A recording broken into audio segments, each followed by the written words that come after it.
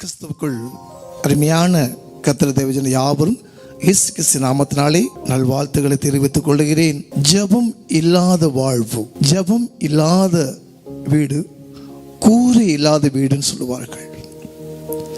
நாம் எதுக்காக ஜெபிக்கணும்? ஜெபம் என்றால் தேவன்கிட்ட பேசுகிறது அர்த்தம்.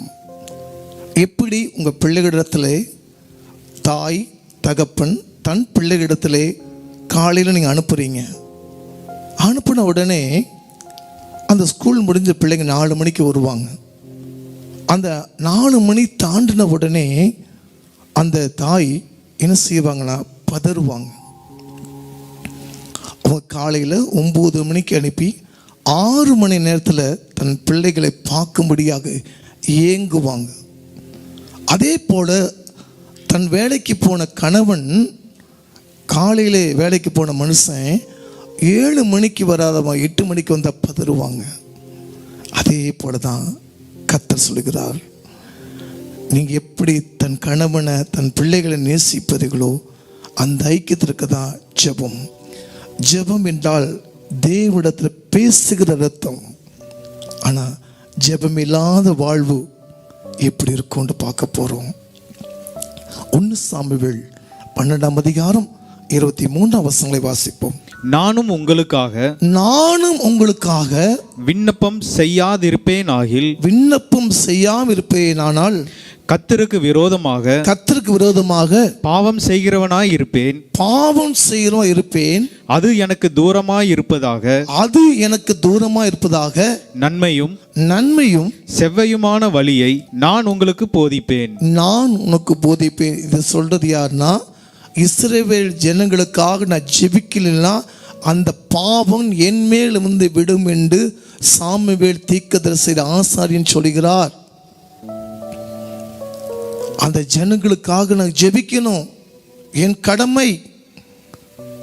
அது செய்யாவிட்டால் எனக்கு பாவம் இருக்கும். இஸ்ரவேலுக்காக ஜெபிக்கப்படணும். நீங்க கேட்கலாம், பாஸ்டர் எதுக்காக ஜெபிக்கணும்? இயேசு கிறிஸ்து 33 ஆண்டுகள் இந்த பூமியில் வாழும்போது அவர் தனிப்பட்ட முறையில் 40 நாட்கள் உபவாசம் ஜெபித்தார். இரவு முழுசும் ஜெபத்தோடு இருப்பார். அவர் ஜெபம் பண்ணிட்டு திரும்பி வரும்போது சீசர்கள் தூங்கி விடுவார்கள். அப்ப கேட்பார், உங்களுக்காக 1 மணி நேரம் ஜெபிக்க மாட்டீர்களா?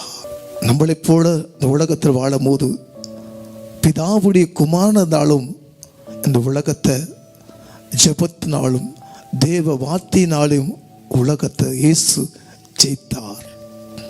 ஜெபம் இல்லாத வாழ்க்கை அவன் செத்த கிரிக்கு ஒப்பானது வேதம் சொல்லுகிறது. ஜெபம் இல்லாத வாழ்க்கையில் ஒரு கல்லறை போல வேதனை இருக்கும். ஒரு மனுஷனுக்கு சீக்கிரமாய் ஒரு பாவமோ ஒரு பிசாசோ அண்டதுன்னா அவன் ஜெப வாழ்க்கையில் இல்லைன்னா பிசாசு அண்டிரும். ஆதியில் நல்லா ஜெபிப்பீங்க, ஜெபம் பண்ண உடனே ஆண்டவர் செய்வார், அப்பா எனக்கு ஒரு நல்ல வேலை கொடுங்கப்பா, எனக்கு ஒரு நல்ல மனைவி கொடுங்கப்பா, எனக்கு நல்ல பிள்ளைகளை கொடுங்கப்பா அப்படின்னு சொல்லி நீங்கள் படித்து முடிச்சோன்னே வேலைக்காக ஜெபம் பண்ணுவீங்க. கர்த்தர் கிருபையில் ஒரு நல்ல அரசாங்க பணியை ஆண்டவர் கொடுத்துருப்பார்.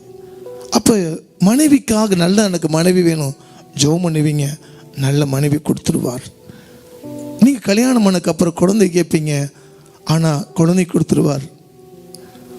ஆதியிலிருந்த ஜெபம் இப்போ என்னன்னா, நீ பரிசுத்த வேதாகமத்தை மறந்தால் நான் ஒன்றும் பிள்ளைகளையும் கைவிட்டு விடுவேன்.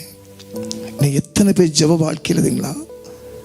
வேதத்தை வாசிக்கிறது கிடையாது, பிஸி. என்னால் சர்ச்சுக்கு வர முடியாது பாஸ்டர், என் மனைவி வர முடியாது பாஸ்டர், என் பையனை வர முடியாது பாஸ்டர், நாங்களும் பிஸி ஷெட்யூல். அந்த பிஸியை உண்டாக்குனது யார்? அந்த காரியங்களை வாக்கினது யார்? தேவன் ஆக்கவும் முடியும், அழிக்க முடியும். பிரபுக்களை தள்ளி பிரபுக்களை உட்கார வைக்க முடியும். ஆதியிலிருந்து அன்பனை விட்டு விட்டாயே, ஆலயத்துக்கு வரமாட்டீங்க, வேதத்தை படிக்க மாட்டீங்க, இப்படியே ஜெபம் விட்டுறீங்க, பிசாசு கொஞ்சம் கொஞ்சமாக பெருமையாக வைக்க வைப்பான், உலக லௌகியை கொண்டு வருவான். நீ ஜெபம் பண்ண மாட்டீங்க, மனைவி ஜெபம் பண்ண மாட்டாங்க, பிள்ளைகள் 3 பேரும் பிசாசு பாவத்தில் விழ செய்வான். அவ சொல்லுவாங்க, பாஸ்டர் என் வேலையில் பெரிய பிரச்சனை பாஸ்டர், தேவையில்லாத எனக்கு லஞ்சம் வாங்கிட்டேன்னு பேர் கட்டிட்டாங்க பாஸ்டர். என் மனைவிக்கு மிகப்பெரிய ஒரு வியாதி வந்துருச்சு பாஸ்டர். ஐயோ, என் பிள்ளைக்கு தாங்க முடியாத ஒரு வேதனை. ஒரு மனுஷனுக்கு தேவன் யாருக்கு அதிகமாய் கொடுக்கிறாரோ கர்த்தர் அவர் கணக்கு கேட்பார். ஆதியில் எத்தனை ஜெபம் பண்ணியிருப்பீங்க, உபவாச ஜெபம், ஆலய காரியத்தில், திருவந்தில் ஜெபம் பண்ணி எல்லாத்தையும் ஜெயமா மாற்றினீங்களே. ஆண்டவர் மனைவி கொடுத்தாரே, வேலையை கொடுத்தாரே, பிள்ளைகளை கொடுத்தாரே, இன்னைக்கு என்ன இல்லை? சமாதானம் இல்லை பாஸ்டர். சம்பாதிக்க அத்தனையும் வியாதிக்கு போகுது பாஸ்டர். சம்பாதிக்க அத்தனை கடன் ஆகுது. நீ படிச்சு முடிச்சுன்னா கர்த்தர் ஒரு பெரிய அதிகாரி உனக்கு கொடுத்தாரே. நீ படிச்சு முடிச்சுன்னு வேலை கொடுத்தனும், நல்ல மனைவியை கொடுத்தாரே, உன் பிள்ளைகளை கர்த்தர் கொடுத்தாரே. நீ பரிசுத்த வேதாகமத்தை வளர்ந்தாயே. இந்த பரிசுத்த வேதாகமத்தை நான் மறந்தாயனால் நான் உன்னையும் பிள்ளைகளும் கைவிட்டு விடுவேன். ஒரு மனுஷன் ஜெயிக்கணும்னா அவன் ஜெப வாழ்க்கை ஜெபிக்கணும். மூளை செய்யாதது முழங்கால் செய்யணும். ஜெபம் இல்லாத வாழ்க்கை அது கூரை இல்லாத வீடாக மாற்றிவிடும். கர்த்தருடைய வசனமே, உன் வாழ்க்கையில ரொம்ப பிஸியா இருக்கியா? சில பேர் சொல்லுவாங்க, பாஸ்டர் என் தசமாத்தை கொடுத்துறேன் பாஸ்டர், நான் என் தசமா முழுசு ஆண்டவர் கொடுக்குறேன் பாஸ்டர். கர்த்தருடைய வசனமே, நீங்க சம்பாதிக்கிறீங்க, உங்க தசம்பா கர்த்தர் கொடுக்கீங்க. உண்மையான தசம்பாக தெரியுமா? ஒரு நாளைக்கு 2.5 மணி நேரம் ஜெபிக்கணும். அதுதான் உண்மையான தசம பாகம். உன் கணவன் சம்பாதிக்கிறாங்க, நீங்க கொடுத்துருவீங்க. ஒரு நாளைக்கு எப்படி ஜெபம் பண்ணணும் பாஸ்டர்? 1.25 மணி நேரம் காலையில் ஜெபம் பண்ணுங்க.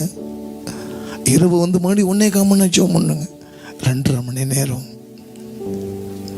ஜெபம் பண்ணி பாருங்க, உங்க வாழ்க்கை எப்படி மாறும். அதுக்கு என்ன பாஸ்டர் ஜெபிக்கிறதுக்கு என்ன வழி இருக்குன்னா, யாருக்கு ஜெபம் பண்ணணும்?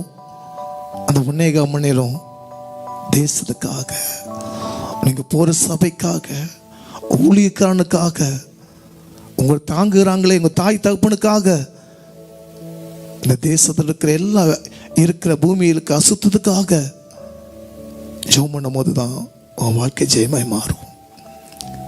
நீங்க பார்க்கலாம், எனக்கு தெரிஞ்ச எத்தனையோ பேர், நீ யூஎஸ்ஏல என் ஃப்ரெண்டு சசிகுமார் இருக்கிறார்.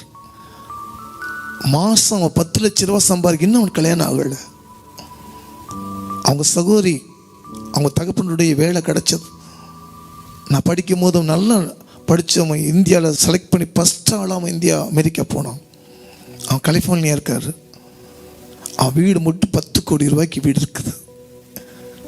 இன்னும் அவனுக்கு கல்யாணம் ஆகலை.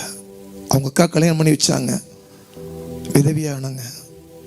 ஒரு குழந்தை இருந்துச்சுது, முளை வளர்ச்சி இல்லை. ஒவ்வொரு நாளும் 10 லட்சம் ரூபாய் என்னை வச்சுட்டேன், என்ன செய்வது எனக்கு இல்லை.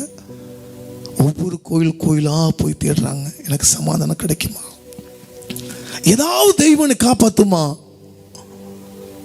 கர்த்தருடைய தேவச்சனமே, பண ஆசை எல்லாத்தையும் மிக்க வேற இருக்கும். சம்பாதிக்கணும். ஆண்டவர் கொடுத்த அன்பை விட்டுடாத, ஆண்டவர் கொடுத்த கிருபையை விட்டு விடாத. ஏசு இந்த பூமியில் இருக்கும்போது ஜெபம் பண்ணார். 40 நாட்கள் ஞானஸ்நானம் எடுத்து, யோவான் ஞானஸ்நானம் எடுக்கும்போது 40 நாட்கள் ஜெபித்தார். இரவு முழுசும் ஜெபம் பண்ணார், பிரசங்கம் பண்ணார், ஜெபித்தார். இந்த ஊழியத்தை தேவனுடைய வார்த்தையினாலே உலகத்தை பிசாசு ஜெயித்தார். உன் வாழ்க்கை இன்னிலிருந்து ஆண்டவர் நீங்க நினைச்சு கொண்டுக்கலாம், யாருக்கு அதிகமாக கொடுக்கிறாரோ அவன்கிட்ட கணக்கு கேட்பார். கர்த்தருடைய தேவஜனமே, நீ யாரை மறந்தாலும் தேவன் செய்த நன்மையை மறந்துடாத. சங்கீதக்காரன் தாவீது சொல்கிறான், சங்கீதம் 103, என் ஆத்துமாவை கர்த்தரை ஸ்தோத்திரி, அவர் செய்த சகல உபகாரங்கள் மறக்க கூடாது. நான் மறந்து போறேமே. வெள்ளக்காரன் பிரிட்டிஷ் காலத்துல 5 நாள் நீ வேலை செய், வெள்ளிக்கிழமை சனிக்கிழமை லீவு, ஞாயிற்றுக்கிழமை தேவாலயத்துக்கு வரணும். இனிமேல் நீ செய்வாயா? நீ பாடு எடுக்கிறாயா? எனக்கு தெரிஞ்சு 80% மக்கள் பணம் நிறைய இருக்குது, அவங்களுக்குள்ள என்ன இல்லை, சமாதானம் இல்லை. எங்கள் சபைக்கு ஒரு அம்மா வராங்க, வெறும் 3000 சம்பாதிக்கிறாங்க, 5 பேர் இருக்காங்க, வயிறாக சாப்பிட்றாங்க, அது மீதியான துணிக்கு எடுக்கிறாங்க, தசமபாகத்தை கொடுக்குறாங்க.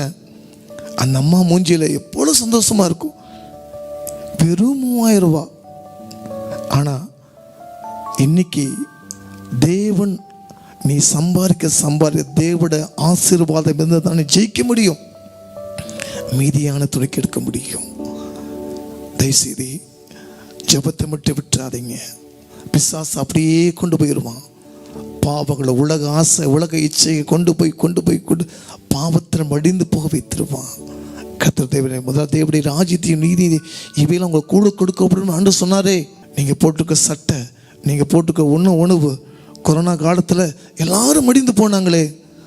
உன் பிள்ளைகளை, உன் தகப்பனை, உன் தாய், உன் மனைவி, என் பிள்ளைகளை ஒரு சின்ன கீழல் படாதபடி, ஒரு காய்ச்சல் வராதபடி உன்னை பாதுகாத்து கொடுத்தாரே.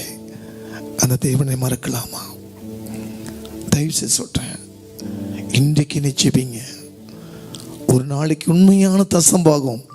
நீங்கள் சம்பாதிக்க காசு அள்ளி கொடுத்துட்டு போயிடுவீங்க, அது இல்லை. உண்மையான ஒரு மனுஷனுக்கு தசம்பாகும். ஒரு நாளைக்கு 24 மணி நேரம் 2.5 மணி நேரம் ஜெபிக்கிறது தான் உண்மையான தசம்பாகும். இதுக்கு ஜெபிக்காம இருக்கீங்களா? இந்த செய்தி உங்களுக்கு உடைக்கப்படுதா? பார்த்து கூட கர்த்தர் தேவ ஜனமே, எல்லாமே இருக்குது. என் மனைவி பேசி 30 வருஷமாச்சு பாஸ்டர். என் பெத்த பிள்ளை பேசி 10 வருஷமாச்சு பாஸ்டர். என் கணவன் பேசி 20 வருஷமாச்சு பாஸ்டர். உன்னை பிஸின்னு ஓடுனியே, கர்த்தரை விட்டுட்டு போனியே. அதே தேவன் நீ இழந்து போன வாழ்க்கையை, இழந்து போன பலத்தை மீண்டும் தேவன் கொடுப்பா. கண்களை மூடி நம்பி ஜெபம் பண்ணுவோம். அன்பை பரலோக பிதாவே, ஜெபம் இல்லாத வாழ்வு அது இருளை போல வாழ்க்கை இருக்கும் என்று நாங்கள் பார்த்தோப்பா. ஆண்டவரே, நீ ஜெபிக்கும் போது அந்த இருளான வாழ்க்கை அதை வெளிச்சமா தேவன் மாற்றி கொடுப்பாரு. என் பிள்ளைகளுக்காக நாங்கள் ஜெபிக்கிறப்பா. என் பிள்ளைகளை மன்னியும்.